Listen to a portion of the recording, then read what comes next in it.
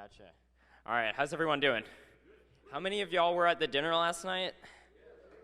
Most. Okay, great.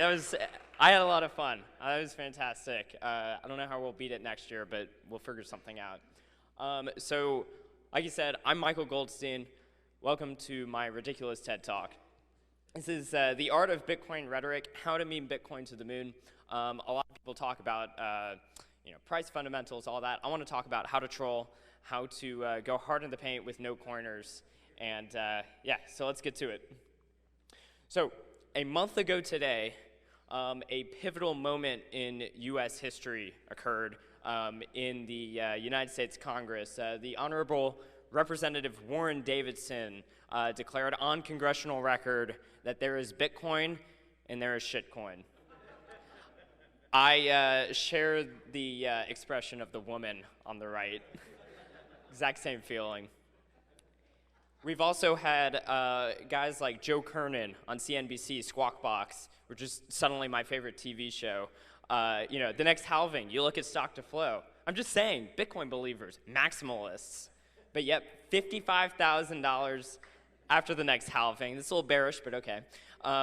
Which would be May of 2020. What are you laughing about? This is our meme world. Everyone else is just living in it. So we have this issue in the world where we're inundated with mass media, social media, podcasts. We have all the podcasters here today. Flocks of carrier pigeons, whatever you need to get messages across. We have overflows of information. However, our minds can only handle so much information at a time. So much information at a time, and our ability to process it all is extremely scarce. So in order to get the messages across, we have to be able to create them in a very efficient and effective manner. They need to be extremely well crafted. And as you can tell, we're getting to the floor of Congress now. We're not merely playing around with magic internet money. We're engaging in advanced geopolitical meme craft. We are shaping civilization for centuries, if not millennia, to come. So it is important that we get our messages right. So the path to victory. I do have to say, frankly, none of us are needed. No one person in Bitcoin. It is a completely decentralized network. No one person matters. This is really just all fun and games while the macroeconomics of hard money does what it does, which is dominate. However, in the meantime, we can have a lot of fun, and we can also expedite the process by finding people at the margins and teaching them new information about what we know about the world, and also bully the people who don't agree with us. So, a very important concept in sort of hello. Okay. In communication comes from Aristotle, and it's this distinction of rhetoric versus dialectic. And this is a very important thing to understand when you're engaging with various people online, in the real world, anytime you're talking to anyone, really. Rhetoric is very much the art of persuasion. It's trying to, how do you convince people to take up a new idea or change their minds? While dialectic is the art of argumentation. And when I say argumentation, I mean that in a very sort of strict debate sense. You're working through things in a systematic, logical method. So very much like the memes would be the rhetoric, while dialectic is more of, standing up and saying, I resolve that, blah, blah, blah. So rhetoric is very good for public discussion, that is like when you're broadcasting to the world. It is good for defending or accusing. So like when people are hurling other memes back at you, the art of rhetoric allows you to defend against it like a good fencer, just parrying their own attacks, while also going hard at them as well.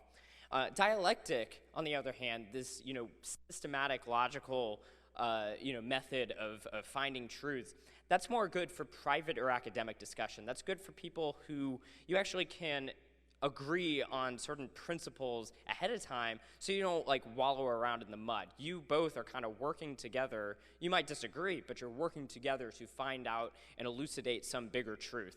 And you have to be kind of on some same team in order to do that. So this brings us to our next point. When to argue and when to troll. Arguing, which, remember, when we say arguing, we're talking about more of like a debate style thing. That's with the in-group. That's with other Bitcoin maximalists. It's people who, or they could also be pre-coiners, but people who are interested in actually learning with you, like coming to that truth along with you. However, anyone in the out-group, whether it's shitcoiners, multi-coiners, no-coiners, journalists, especially journalists, they only get trolling. Basically, anyone with a blue check mark, until proven innocent, will get the heavy hand of absolute trolling.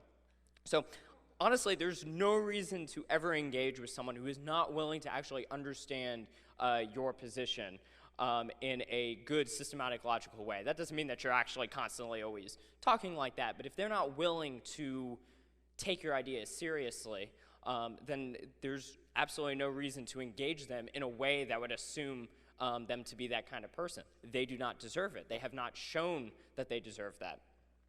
And this is actually the importance of echo chambers. People usually malign echo chambers, like how dare you, have your little, group. But it's actually a very important thing because it allows you to cultivate a group of people who share these sort of fundamentals so that you can get to the important things. And you also have a group that you actually trust to be able to give you good information and feedback on that. It does not mean that everyone in the echo chamber literally agrees on everything. It means that the people in the echo chamber, are on the same team and are trying to get somewhere together. And that is extremely valuable. What was that?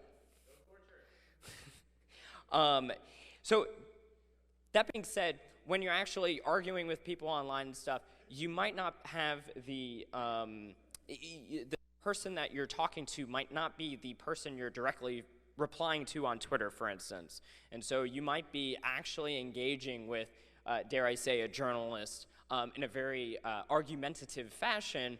However, really the purpose of that is to be broadcasting to others who might be looking in who want to learn from it. So this isn't completely black and white. This is to understand who is your actual audience and understand how to communicate based on that, rather than just assuming that everyone is there to find a bigger truth, because some of them just want to no coin. So what I recommend is relentless propaganda all day, every day. Pump, pump, pump. You were born to shill. Do it. And I have two rules. We'll start with one. One, there is no bad news for Bitcoin. There's never, ever been anything bad for Bitcoin. It's all good for Bitcoin.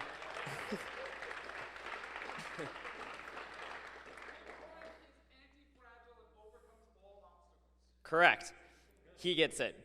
Bitcoin Tina understands. So what does this mean? It means that all public-facing propaganda, anything you're broadcasting, should be relentlessly positive, because there is no bad news for Bitcoin. There is only good news for Bitcoin. Indeed, on top of this, we should always anchor on the most bullish position. You should never be afraid to take the possibilities to its logical extremes, because it is a possibility. And from there, work reality into into your model with the nuance as necessary, as needed, and as deserved. A no-coiner does not necessarily deserve to understand, like, oh no, we might actually just be going to, $99 million a coin instead of $100 million a coin. They don't deserve that kind of thing. Always give them the most bullish. Let them know that their opinion is not merely wrong, it is completely wrong. So, always be bullish. So here, I have a lot of examples of my tweets. It's not narcissism, it's just I can't remember 10 million tweets, but I can remember my own. Here's an example. Bitcoin is not merely going to change the economy. No, it's going to create a new industrial revolution. It is going to reshape civilization towards a glorious future. Always be bullish. There is no bad news for Bitcoin. There is only good news for Bitcoin. So, another thing with the positive memes and just getting the message out there. Trigram memes, good. Three-word memes, apparently very powerful. We first learned this from the art of the meme himself, the President of the United States somehow, Donald Trump, who shows what meme craft is capable of, by the way, for better or worse. Orange coin good, number go up, Bitcoin fixes this. These are powerful memes. Why, I think, is because it's so simple that to an outsider, it seems repetitive, it seems droning, it seems ridiculous. And yet, for us insiders, we know exactly what it means. We know that orange coin good has, we're talking about all the ethical implications of money production. Number go up, we're talking about the fact that Bitcoin is the most liquid good, and liquid goods have a positive feedback loop, and all of this. The outsiders, they don't get this. They only see number go up. Bitcoin fixes this. Similarly, Bitcoin is an extremely efficient tool for the division of labor and all of that, whatever. But for them, it's just like, how do you possibly think that Bitcoin somehow fixes the food supply and modern art and all of this that Saifedean and I go on about? Literally fixes all of it, by the way. So within the in-group, though, I do want to mention this. I think when you're talking to people within Bitcoin maximalist community, you still need propaganda. Propaganda, in this sense, is a way to remind people of why we're here, keep the eyes on the prize, etc. I always think that it's important to be witty and fun and memorable and try to find these mental models that just stick, so you are able to sort of boil things down into something that's 3 words. How do you get these complex ideas into 3 words? And here is an example of that people liked, where Bitcoin governance was boiled down to simply a Mexican standoff in a memorable movie, or the geopolitics and inevitability of Bitcoin done the same. I also think that you should never tire of sharing important actual knowledge to the world. So there is no such thing as too much Austrian economics content. I need to see more Rothbard people. Get out there. So for the in-group, this is a great way to be pumping people up and getting the knowledge out that helps us craft even greater memes as we go forward. But let's go on. Relentless propaganda. Rule number 2, no coiners must be crushed. No coiners, and as a reminder, when I say no coiner, I do not mean someone who merely does not own Bitcoin. Most of those are pre-coiners. We take care of our pre-coiners. We love our pre-coiners. No coiners. No coiners are people who do not own Bitcoins and they hate Bitcoin. This is the Krugmans, the Rubinis, the Francis Coppolas, all of them. They must be crushed. They are supporters of a massively destructive economic system. It's both a historical aberration and completely unnecessary. They deserve no mercy, and you will show them no mercy. So I have a few out-group techniques that I want to talk to you about, some ways to be memeing, trolling at them, crushing them. And it's the concept of reframing, the concept of agreeing and amplifying, and the concept of dominating. So reframing. The importance of reframing is that no person in the out-group should be defining your narrative for you.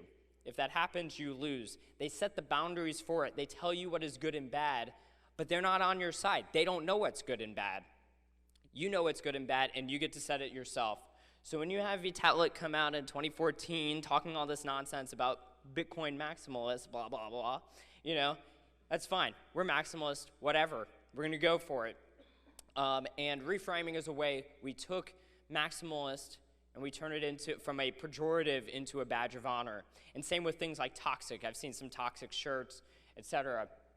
And even here, we have to note that Vitalik, for instance, when he was saying this, was that Bitcoin maximalists are people who think that everything in the world should be on the Bitcoin blockchain just wholesale. So Ethereum should not have been its own chain. It should have been on that. However, most of the actual Bitcoin maximalist position is that we don't need any of that at all. We just want digital cash. And so if you were to fall into that frame, you're suddenly arguing that, we need Ethereum stuff on Bitcoin. No, we don't. We set the boundaries of what we actually need, which is we need a sound digital money for the digital age. We set the frame, and we take the term. So another way to reframe is anyone who is anti-Bitcoin is actually a Bitcoin accelerationist. So when Donald Trump gets on Twitter, as he does, and he says that the Fed should basically just be destroying the dollar even further, clearly the man is way more Bitcoin maximalist than I could ever dream of being. As I say, we all need to learn to hate the USD as much as Donald Trump does. Anytime someone does this, Mnuchin, same thing. He's trying to talk about like money laundering stuff. Clearly, he just cares about that stuff, and he's pro Bitcoin, and he's just wanting to make sure all the Bitcoin maximalists get to do their thing. Here's an example of why you cannot let people define the narratives for you. It's extremely cringeworthy. When someone else gets to define the narrative for you, and you become the sort of weaker frame in that meme war, it's cringy. He's calling him a shitcointologist, which isn't even a good neologism. So do not let others do it. If that happens, you lose. So let's go on. Agreeing and amplifying. There's a lot of different stuff you can find online about this, but like basically in the context here, when you're memeing up Bitcoin, it's basically you accept correct, but incorrectly labeled bad premises, and then further you take it way farther than they even thought. And the classic example that I'm sharing here is when people talk about Bitcoin and energy production. They say, oh no, look how much energy Bitcoin uses. But once again, this is also a bit of reframing. They kind of overlap. They think that energy production is bad. I, on the other hand, I've read Saifedean, I've read the moral case for fossil fuels. I know that energy production is actually synonymous with human flourishing, and we're going to take this thing all the way. So Bitcoin is not, like the fact that it only uses, as much as the country of Denmark or something like that. We need to pump those numbers up, people. We need to get number go up so we get more mining, and we just, we need Dyson spheres around the sun. We're going to soak up the entire energy of solar systems.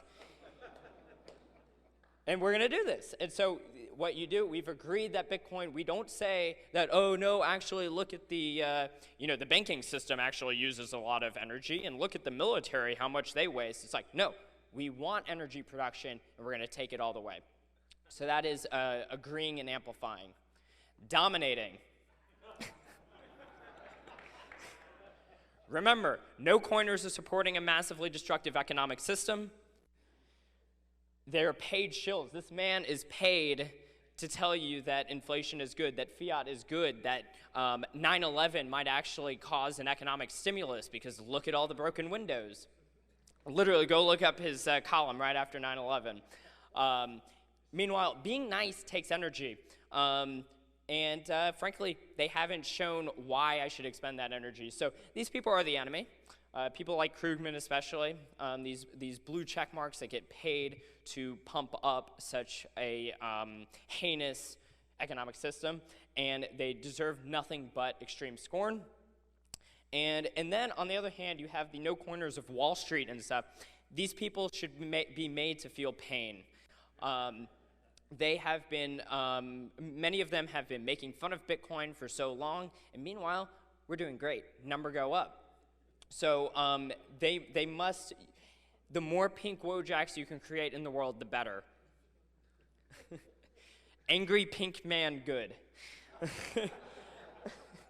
So another thing I want to get to, because in the course of human events, you find yourself having to insult people just for fun and games sometimes because they deserve it. In this case, I woke up on the wrong side of the bed, and this was the first thing I saw that morning.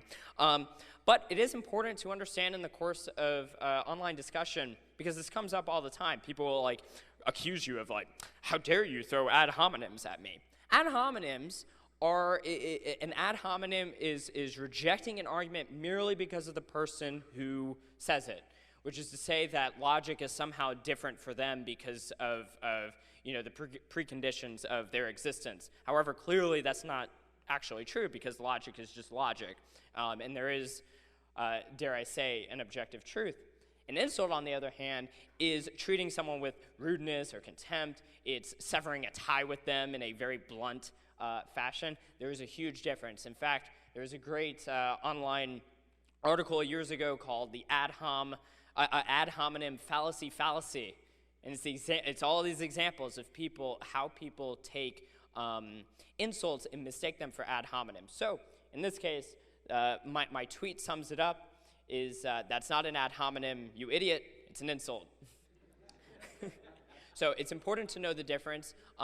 Like I said, being nice does take energy, and not everyone has shown that they are capable of having discussions about Bitcoin in a logical, systematic method, and thus, they have a higher threshold by which they need to reach before you show them, the kindness that they think they deserve, especially when they're pumping scams that are in direct competition with yours, and likely massive malinvestments that are, on net bringing harm to the economy.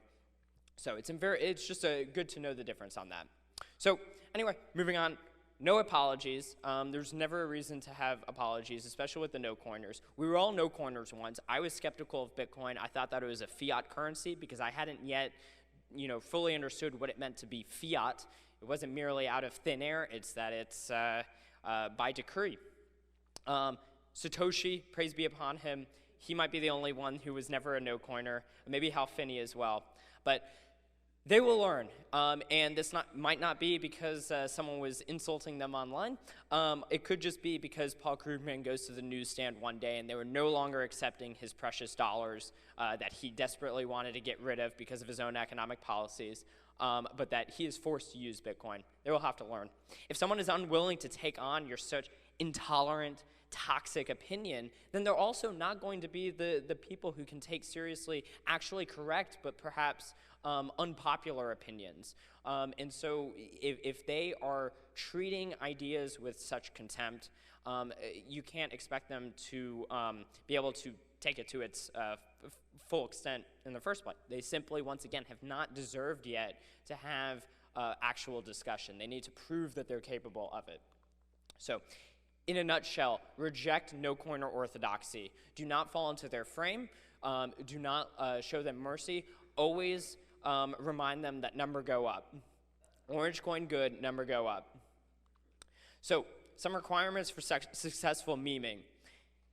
Knowledge. You need to study hard. You need to read the books. You need to read Mises, Rothbard, Hayek. You need to Hoppe. You need to read, the classics of, computer science and, networks. Everything that goes into Bitcoin. You need to fully understand if you want to actually have yourself armed to be able to go out and meme. You can't merely show up and just be an idiot. You will be found out.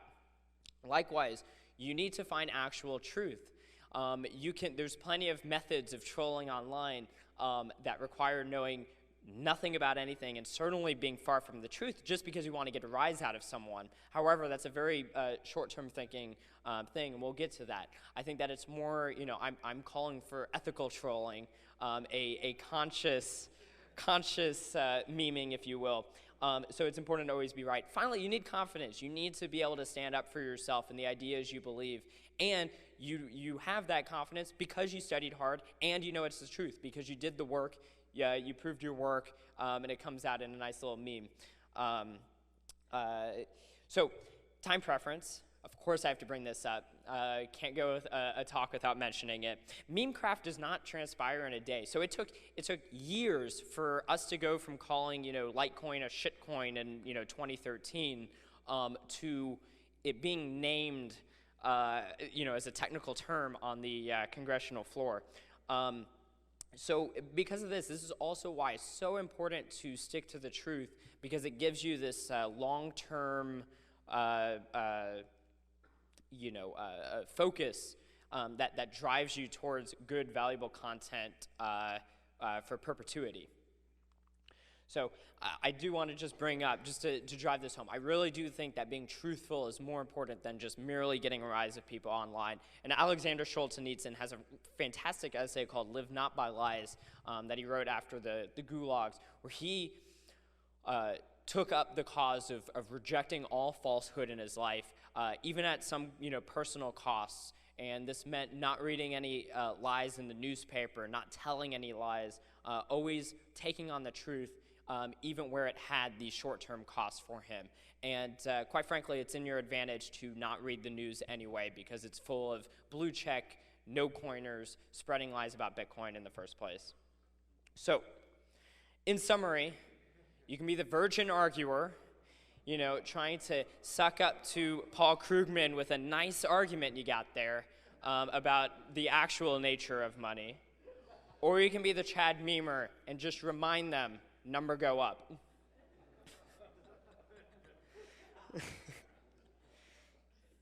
So, anyway, I just want to end with some recommended reading. The first, a lot of this was inspired by the wonderful Elaine Au. She had a fantastic article called Rejecting No Coin Orthodoxy. She gives a lot of great examples of how you can use that sort of rhetoric and the reframing and agreeing and amplifying to get around the no-coiner dogma and the ways that they try to pin you down. Rhetoric by Aristotle, to learn more about that if you want to be a nerd. The Art of Controversy by Arthur Schopenhauer is a very fun read that tells you all of the underhanded ways to do all of this. He actually does encourage you, if you, specifically if you feel like you're losing an argument, to just start insulting the person as a way out. I prefer doing it after I've won the argument, just as a way to remind them who won. But it is a very fun essay. Isaiah's Job by Albert J. Nock is one of my favorite essays of all time, and it's about bracing the remnant. So this is especially directed at the pre-coiners. You want to find the pre-coiners, and you want to be there putting out a beacon of truth so that those pre-coiners and Bitcoiners can find you, so you can help cultivate all of those ideas for them. Live Not by Lies by Schultz-Nietzsche, and of course, I can't go without recommending the Bitcoin Standard by, you know, the wonderful Saifedean Ammous, and The Ethics of Money Supply by Guido Hulsmann. So anyway, that is my talk on rhetoric. Do we have, how much time do we have? We got time. If anyone has questions, I'm happy to, you know, take them on.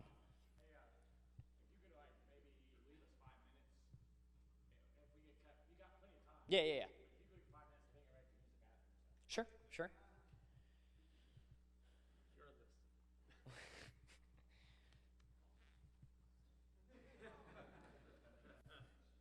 Beautiful.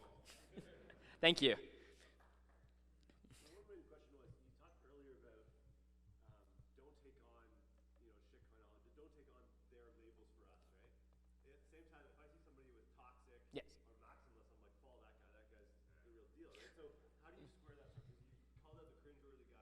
Yes, exactly. Yeah, so what's happening there is basically like who has the dominant meme. And sometimes you might put out a meme that's stale. Like it's an ongoing process where you're just trying out new ideas and stuff. But if you have the weak frame, that's when the shitcointologist is really cringy. But when you're able to reframe it successfully and you're showing like, yeah, we're maximalists, and you're just like pumping it out hard with you know, good knowledge and all of that, it's going to become a dominant meme, and it's no longer cringy. So it's really all about how successful your memes are. You want the dominant framing always. Yes.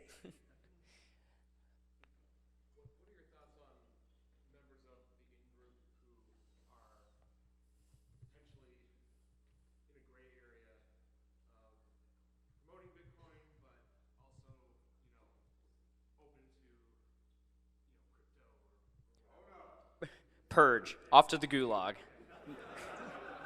No, yeah, I mean, this, once again, I mean, even in-group versus out-group distinction, that's not really black and white. There's a whole spectrum of stuff.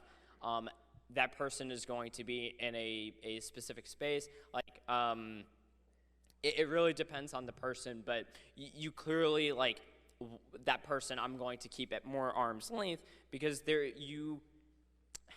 gonna agree with a lot of your good stuff, and then all of a sudden you're gonna turn around and they're going to be promoting a shitcoin, and you just have to like deal. You don't want to be like too close to that. I don't want to touch that. But you know, there are people who those people can also learn. So you don't want to like, you know, I don't think they need to be fully purged or anything like that. And I'm not, to be clear, I'm using that language. I'm joking here, people. But yeah, people like that, they're not going to be in my innermost circles because I want to be able to have a conversation space where we can actually discuss good things. But that's not to say that someone like that is not going to find themselves in like a good place in the division of labor to help the broader meme. But but also relentlessly remind them they're scammers.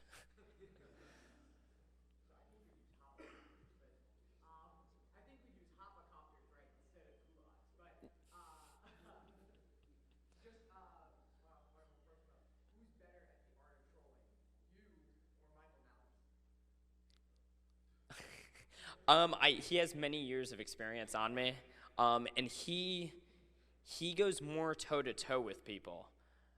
My skill set has been more directed at just like crafting good sort of memes, like phrases and stuff like that. Michael Malice is the kind of person who he just goes direct. He's constantly quote tweeting people and like pushing them, and it's a very different style. But the man's a master. Anyone should look up my friend Michael Malice. He's a brilliant guy. Anything? I'm a recovered shitcoiner. Everyone, a round of applause.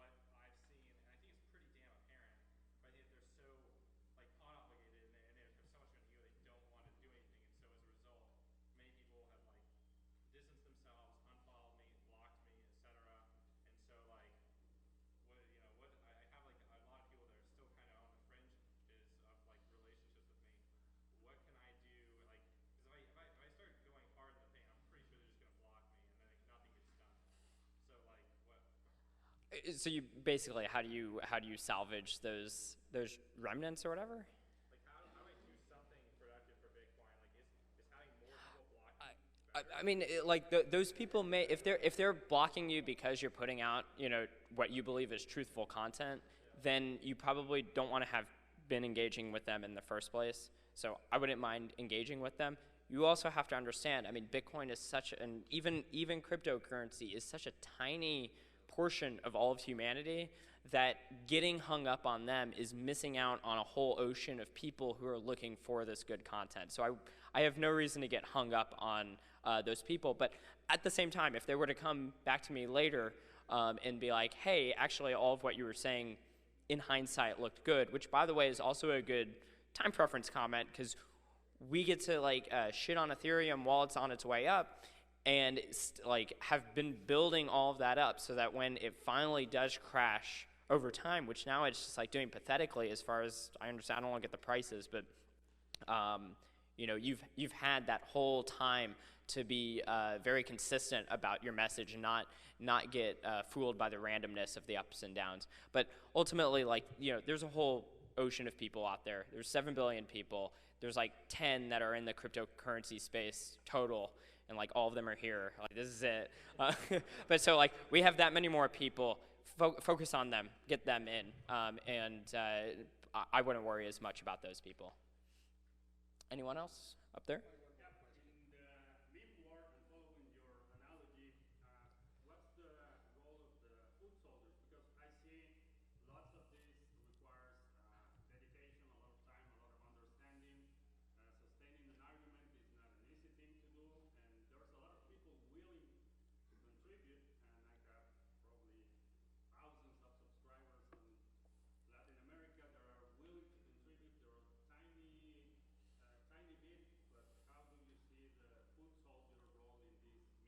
I love my foot soldiers.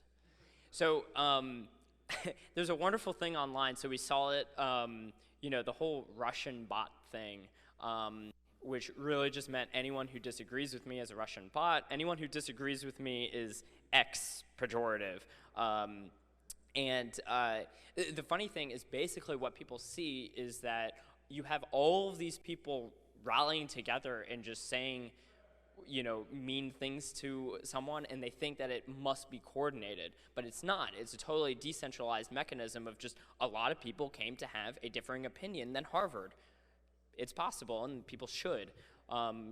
We've seen what, you know, Saifedean was showing what they've done to us, so it's good that people are sort of having differing opinions, and I like when people have differing opinions, but the point is they, it's not like a big, like everyone didn't like come together. It's the fact that everyone sort of individually learned, and they knew the number go up statements that they just throw to people. It's like this guy, you know, someone gets online and on Twitter, some blue check mark, some really popular person, and says negative things about Bitcoin. Because we were able to craft the memes of just Bitcoin fixes this, number go up, orange coin good, you get to see just this endless replies of the foot soldiers. They know what to say. It's just like, hey, number go up. And it just gets to embarrass these people. And so I think the role of the foot soldier is... Hello? Okay. The foot soldier should be doing everything they can to get the knowledge, the truth, and whatever. And if they're the kind of person who just wants to, you know, spend their day going and seeking out the people saying negative things, piling on the number go up, totally support that, and it's extremely helpful. So I think that was, I think we had, what was it? Yeah, I think it's time to wrap this up. But thank you again for listening to my ridiculous TED Talk, and I'll see you around.